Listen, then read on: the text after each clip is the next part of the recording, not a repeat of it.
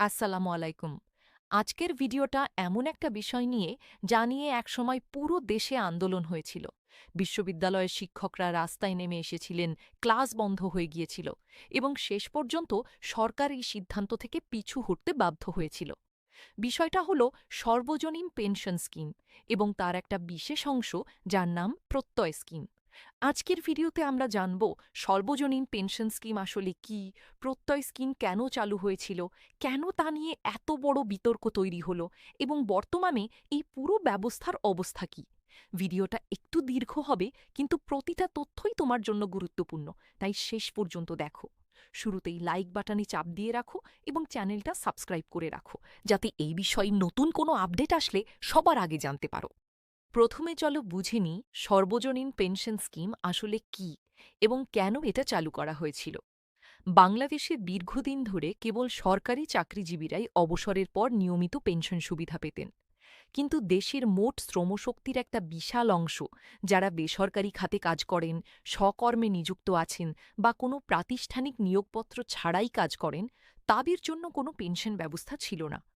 দেশের মোট শ্রমশক্তির একটা ছোট অংশ মাত্র প্রাতিষ্ঠানিক খাতে যুক্ত, বাকি বিশাল অংশ অপ্রাতিষ্ঠানিক খাতের, যাদের কোনো নিয়োগপত্র নেই এবং অবসরকালীন কোনো আর্থিক সুরক্ষা নেই। এই বাস্তবতা বিবেচনা করে সরকার সর্বজনীন পেনশন ব্যবস্থাপনা আইন প্রণয়ন করে, যার লক্ষ্য ছিল দেশের সব শ্রেণী পেশার মানুষকে একটা সুগঠিত পেনশন কাঠামোর আওতায় আনা। এই আইনের আলোকে সর্বজনীন পেনশন স্কিমে ৪টা ভিন্ন স্কিম চালু করা হয়, যাতে বিভিন্ন শ্রেণীর মানুষ তাদের নিজের সামর্থ্য অনুযায়ী যুক্ত হতে পারেন। এই ৪টা স্কিমের নাম হল সমতা, সুরক্ষা, প্রগতি এবং প্রবাস। সমতা স্কিম মূলত স্বল্প আয়ের মানুষদের জন্য, যেখানে সরকারও একটা অংশ ভর্তুকি দেয়। সুরক্ষা স্কিম স্বকর্মে নিযুক্ত ব্যক্তিদের জন্য, যেমন কৃষক, দোকানদার বা মুক্ত পেশাজীবীরা। প্রগতি স্কিম বেসরকারি প্রতিষ্ঠানের চাকরিজীবীদের জন্য। আর প্রবাস স্কিম প্রবাসী বাংলাদেশিদের জন্য, যাতে তারা বিদেশে থাকা অবস্থায় বৈদেশিক মুদ্রায় চাঁদা পরিশোধ করে এই সুবিধার আওতায় আসতে পারেন। এই ব্যবস্থায় ১৮ থেকে ৫০ বছর বয়সী কোনো নাগরিক যদি নিয়মিতভাবে একটা নির্দিষ্ট অর্থ জমা করেন, তাহলে ৬০ বছর বয়স হওয়ার পর সরকার তাকে নিয়মিত মাসিক পেনশন দেবে। এতদূর শুনে মনে হতে পারে এটা তো একটা চমৎকার এবং প্রশংসনীয় উদ্যোগ। আসলেও তাই। এই মূল ধারণাটা নিয়ে কারো কোনো আপত্তি ছিল না। কিন্তু সমস্যাটা তৈরি হলো যখন এই সর্বজনীন পেনশন স্কিমের সাথে আরেকটা নতুন স্কিম যুক্ত করা হলো, যার নাম দেওয়া হয় প্রত্যয় স্কিম। এই প্রত্যয় স্কিম যুক্ত করা হয়েছিল ২০২৪ সালের মার্চ মাসে এবং এটা চালু হয় সেই বছরের জুলাই মাস থেকে, নতুন অর্থবছরের শুরুতে। এই স্কিমটা নির্দিষ্টভাবে তৈরি করা হয়েছিল সরকারি, স্বশাসিত, স্বায়ত্তশাসিত এবং রাষ্ট্রায়ত্ত প্রতিষ্ঠানের কর্মচারীদের জন্য, যাদের মধ্যে অন্তর্ভুক্ত ছিলেন বিশ্ববিদ্যালয়ের শিক্ষক এবং কর্মকর্তা-কর্মচারীরাও। এখানেই আসল সমস্যাটা শুরু হয়। বিশ্ববিদ্যালয়ের শিক্ষকরা এতদিন একটা সম্পূর্ণ আলাদা এবং তাদের জন্য বিশেষভাবে সুবিধাজনক অবসর সুবিধা ব্যবস্থার আওতায় ছিলেন, যেখানে তারা অবসরের সময় একটা বড় অঙ্কের লাম্প গ্র্যান্ট বা এককালীন অর্থ পেতেন। কিন্তু প্রত্যয় স্কিম চালু হওয়ার পর দেখা গেল নতুন নিয়োগপ্রাপ্ত শিক্ষক ও কর্মচারীদের এই পুরনো ব্যবস্থার বাইরে নিয়ে গিয়ে প্রত্যয় স্কিমের আওতায় ফেলে দেওয়া হচ্ছে, যেখানে অবসরকালীন এককালীন সুবিধার পরিমাণ অনেক কম এবং পদ্ধতিও সম্পূর্ণ ভিন্ন। শিক্ষকদের অভিযোগ ছিল এই নতুন ব্যবস্থায় তাদের আর্থিক সুরক্ষা পুরনো ব্যবস্থার তুলনায় অনেক কমে যাবে এবং এটা তাদের সাথে এক ধরনের বৈষম্য। এই অভিযোগের প্রেক্ষিতে দেশের বিভিন্ন পাবলিক বিশ্ববিদ্যালয়ের শিক্ষক সমিতিগুলো একসাথে প্রতিবাদে নামে। তারা দাবি করেন প্রত্যয় স্কিম থেকে বিশ্ববিদ্যালয় শিক্ষকদের সম্পূর্ণভাবে বাদ দিতে হবে এবং তাদের পুরনো অবসর সুবিধা ব্যবস্থা অব্যাহত রাখতে হবে। এই দাবি না মানা পর্যন্ত তারা ক্লাস ও পরীক্ষা বন্ধ রাখার ঘোষণা দেন। ফলে দেশের প্রায় সব পাবলিক বিশ্ববিদ্যালয়ে দীর্ঘদিন ধরে শিক্ষা কার্যক্রম স্থবির হয়ে পড়ে। এটা ছিল শিক্ষা খাতের ইতিহাসে একটা অত্যন্ত আলোচিত এবং প্রভাবশালী আন্দোলন, যা সরাসরি লাখ লাখ শিক্ষার্থীর শিক্ষাজীবনে প্রভাব ফেলেছিল। এই আন্দোলনের চাপে জাতীয় পেনশন কর্তৃপক্ষ প্রত্যয় স্কিম নিয়ে কিছু ব্যাখ্যা দিতে বাধ্য হয়। তারা জানায়, যদিও সর্বজনীন পেনশন ব্যবস্থাপনা আইনে ৬০ বছর বয়স থেকে পেনশন প্রাপ্তির উল্লেখ আছে, তবে বিশ্ববিদ্যালয়ের শিক্ষকরা যেহেতু ৬৫ বছর বয়সে অবসরে যান, তাই তাদের ক্ষেত্রে ৬৫ বছর থেকেই আজীবন পেনশন দেওয়া হবে এবং প্রয়োজনে আইনের সংশোধনও করা হবে। এছাড়া লাম্প গ্র্যান্ট এবং পিআরএল সংক্রান্ত সুবিধাগুলো অর্জিত ছুটির প্রাপ্যতার ভিত্তিতে বহাল থাকবে বলেও আশ্বাস দেওয়া হয়। কিন্তু এই ব্যাখ্যা ও আশ্বাস দিয়েও শিক্ষকদের আন্দোলন থামানো যায়নি। তারা মনে করছিলেন এই ব্যাখ্যাগুলো যথেষ্ট নয় এবং তাদের মূল দাবি ছিল প্রত্যয় স্কিম থেকে সম্পূর্ণভাবে অব্যাহতি।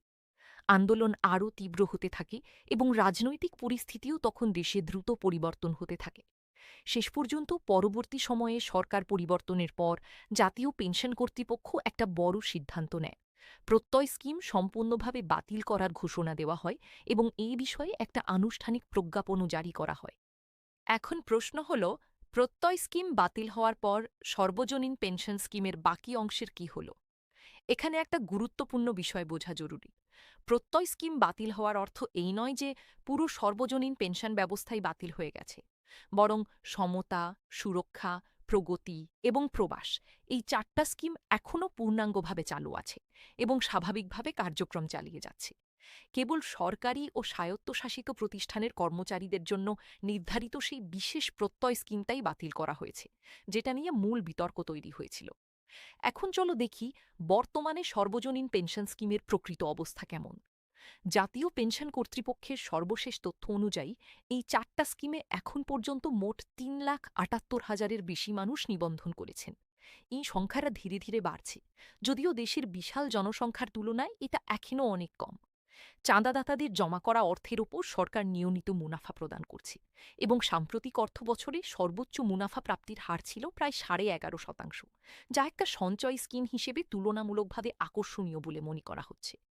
জাতীয় পেনশন কর্তৃপক্ষ এই স্কিমকে আরও সহজলভ্য করার জন্য বিভিন্ন উদ্যোগ নিয়েছে। যাদের ব্যাংক অ্যাকাউন্ট নেই তারাও এখন মোবাইল ফিনান্সিয়াল সার্ভিস অ্যাকাউন্টের মাধ্যমে নিবন্ধন করতে পারছেন, যা গ্রামীণ এবং প্রত্যন্ত অঞ্চলের মানুষের জন্য একটা বড় সুবিধা। প্রবাসীদের জন্য ক্রেডিট কার্ড, ডেবিট কার্ড এবং অনলাইন ব্যাংকিং গেটওয়ের মাধ্যমে চাঁদা পরিশোধের ব্যবস্থাও রাখা হয়েছে। এছাড়া সর্বজনীন পেনশন স্কিমে প্রদত্ত মাসিক জমার ওপর আয়কর রেয়াত সুবিধাও দেওয়া হয়েছে, যা মানুষকে এই স্কিমে যুক্ত হতে আরও উৎসাহিত করার একটা প্রচেষ্টা। সম্প্রতি জাতীয় পেনশন কর্তৃপক্ষে কিছু প্রশাসনিক পরিবর্তনও এসেছে। নতুন নির্বাহী চেয়ারম্যান এবং সদস্য পদে নিয়োগ হয়েছে এবং কর্তৃপক্ষ তাদের সক্ষমতা বৃদ্ধির জন্য বিভিন্ন কর্মশালা ও প্রশিক্ষণ কার্যক্রম চালিয়ে যাচ্ছে। অর্থমন্ত্রীর সাথে সর্বজনীন পেনশন স্কিম নিয়ে উচ্চ পর্যায়ের বৈঠকও অনুষ্ঠিত হয়েছে, যেখানে এই স্কিমের ভবিষ্যৎ সম্প্রসারণ নিয়ে আলোচনা হয়েছে। এছাড়া স্কিমে সহযোগিতার জন্য সরকার ১৭টা বেসরকারি ব্যাংকের সাথে সমঝোতা স্মারক স্বাক্ষর করেছে, যাতে মানুষ আরও সহজে এবং বিভিন্ন ব্যাংকের মাধ্যমে এই স্কিমে যুক্ত হতে পারেন। এখন তোমাদের একটা গুরুত্বপূর্ণ প্রশ্নের উত্তর দিই। এই পুরো প্রত্যয় স্কিম বিতর্ক থেকে আমরা কি শিক্ষা নিতে পারি? প্রথমত, এটা প্রমাণ করে যে কোনো নীতি যত ভালো উদ্দেশ্যেই তৈরি করা হোক, যদি তা বাস্তবায়নের আগে সংশ্লিষ্ট পক্ষগুলোর সাথে পর্যাপ্ত আলোচনা না করা হয়, তাহলে তা বড় ধরনের প্রতিরোধের মুখে পড়তে পারে।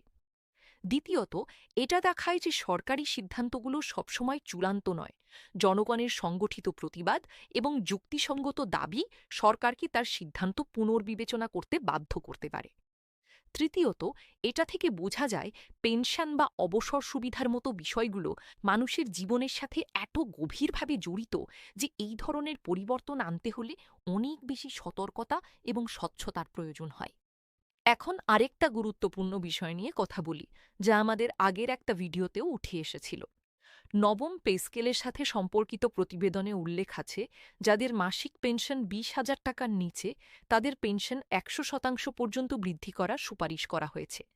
এছাড়া ৭৫ বছরের বেশি বয়সী পেনশনভোগীদের জন্য মাসিক ১০,০০০ টাকা চিকিৎসা ভাতার সুপারিশও করা হয়েছে। এই বিষয়গুলো সর্বজনীন পেনশন স্কিমের সাথে সরাসরি সম্পর্কিত না হলেও এটা দেখায় যে সরকার সামগ্রিকভাবে দেশের পেনশন ব্যবস্থাকে আরও মানবিক এবং সহায়ক করার দিকে এগিয়ে যাচ্ছে। এখন একটু আলোচনা করি এই সর্বজনীন পেনশন স্কিমে যুক্ত হওয়া কেন গুরুত্বপূর্ণ হতে পারে একজন সাধারণ নাগরিকের জন্য। যদি তুমি বেসরকারি খাতে চাকরি করো, স্বকর্মে নিযুক্ত থাকো বা কোনো ব্যবসা পরিচালনা করো, তাহলে অবসরের পর তোমার কোনো নিয়মিত আর্থিক উৎস না থাকার একটা ঝুঁকি থাকে। সর্বজনীন পেনশন স্কিম এই ঝুঁকি কমাতে সাহায্য করতে পারে, কারণ এটা তোমাকে একটা নিয়মিত মাসিক সঞ্চয়ের অভ্যাসে নিয়ে আসে এবং বিনিময়ে ৬০ বছর বয়সের পর আজীবন একটা নিয়মিত আয়ের নিশ্চয়তা দেয়। তবে এটা যেহেতু একটা দীর্ঘমেয়াদী সিদ্ধান্ত, তাই এতে যুক্ত হওয়ার আগে নিজের আর্থিক সামর্থ্য, কোন স্কিম তোমার জন্য উপযুক্ত এবং শর্তাবলী ভালোভাবে বুঝে নেওয়া জরুরি।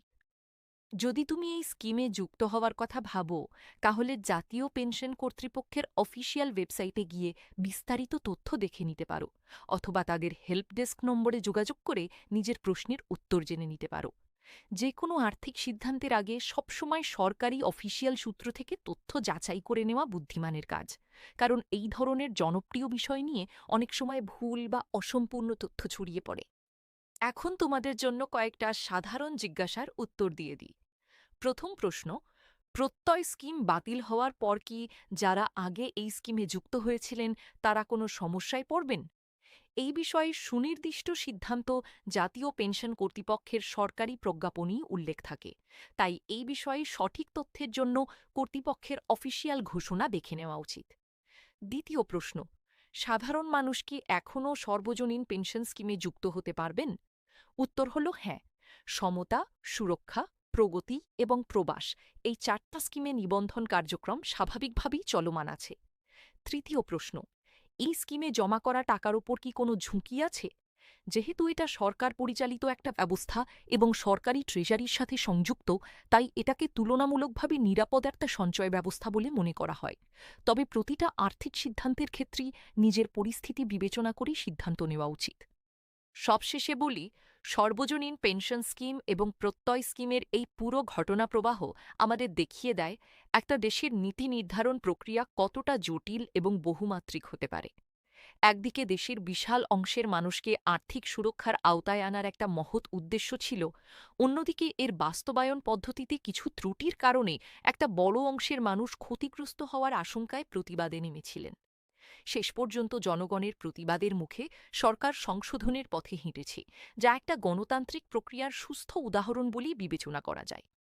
যদি এই ভিডিওটা তোমার কাছে গুরুত্বপূর্ণ মনে হয়, তাহলে এখনই লাইক করো।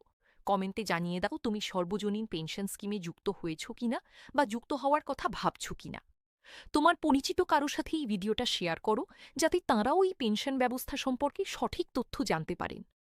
এই বিষয়ে নতুন কোনো সরকারি ঘোষণা বা পরিবর্তন আসলে আমরা সবার আগে বিস্তারিত আপডেট নিয়ে আসব। তাই চ্যানেলটা সাবস্ক্রাইব করে নোটিফিকেশন বেল আইকনটা চেপে রাখো। দেখা হবে আগামী ভিডিওতে। ততদিন ভালো থাকো, সুস্থ থাকো। আল্লাহ হাফিজ।